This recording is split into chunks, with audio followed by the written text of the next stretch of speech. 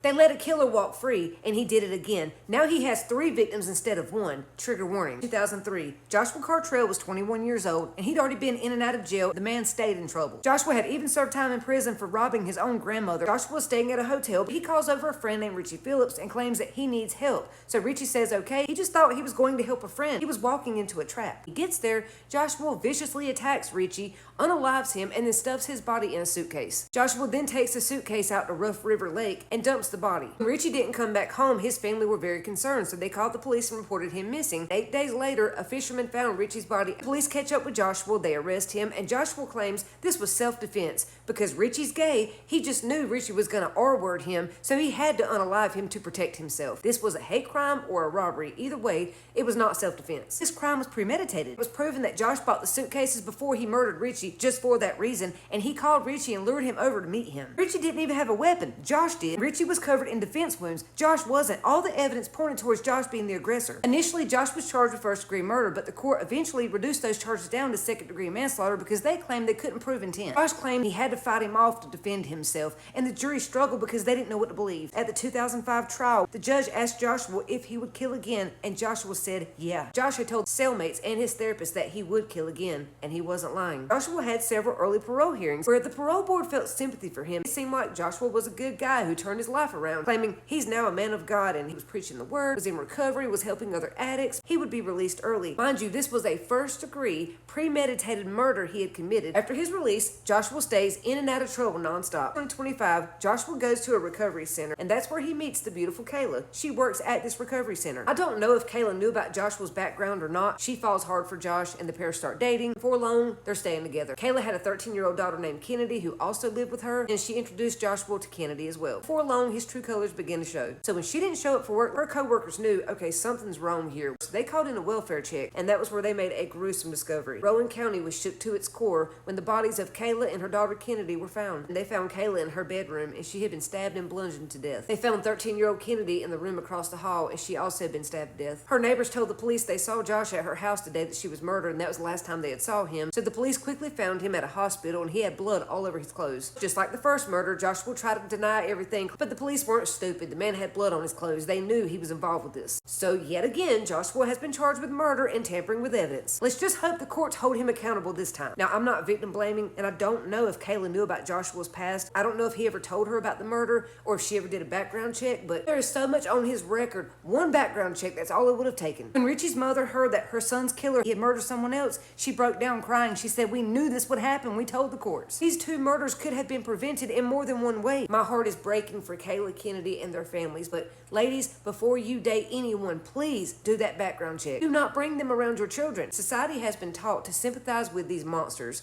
Don't do that. They don't deserve your sympathy or your compassion. Your kids need your protection more than they do. Protect your families.